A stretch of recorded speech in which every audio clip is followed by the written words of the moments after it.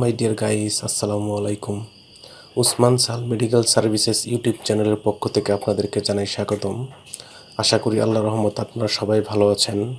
বন্ধুগণ, আজকের ভিডিওতে আমি আপনাদেরকে ক্যালসিয়াম ও ভিটামিন ডি সমৃদ্ধ একটি ট্যাবলেটের নাম বলবো, যেটি হাড় ও কোমর ব্যথা দূরীকরণ সহ অন্যান্য অসংখ্য কাজ করে থাকে।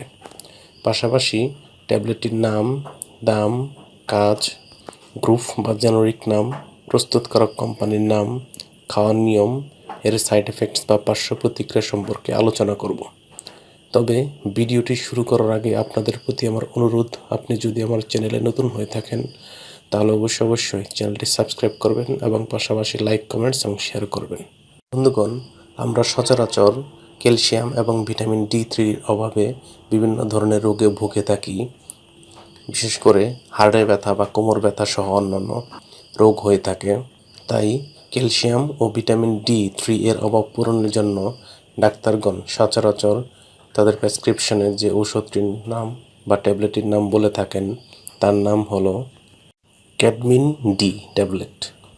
এটির উৎপাদনকারী প্রতিষ্ঠানের নাম হচ্ছে জেনারেল ফার্মাসিউটিক্যালস লিমিটেড। ক্যাডমিন ডি ট্যাবলেটের প্রতি পিসের দাম 5 টাকা।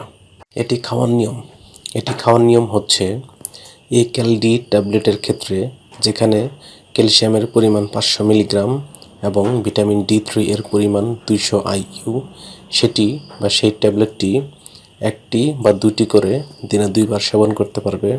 এবং এই ক্যালডিএক্স ট্যাবলেট যেখানে ক্যালসিয়ামের পরিমাণ 500 mg এবং ভিটামিন D3 এর পরিমাণ 400 IU, সেটি প্রতিদিন একটি করে ট্যাবলেট 2 বার সেবন করতে পারবে।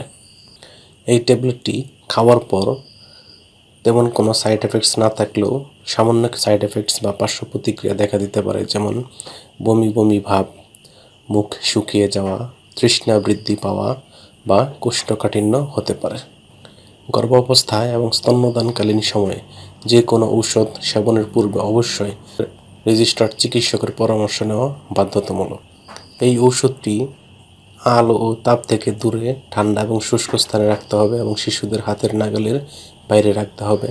এবং একই সাথে যে কোনো ঔষধ ক্রয়ের পূর্বে অবশ্যই ওষুধের উৎপাদন তারিখ ও মেয়াদ উত্তীর্ণ তারিখ দেখে নিতে হবে। ধন্যবাদ।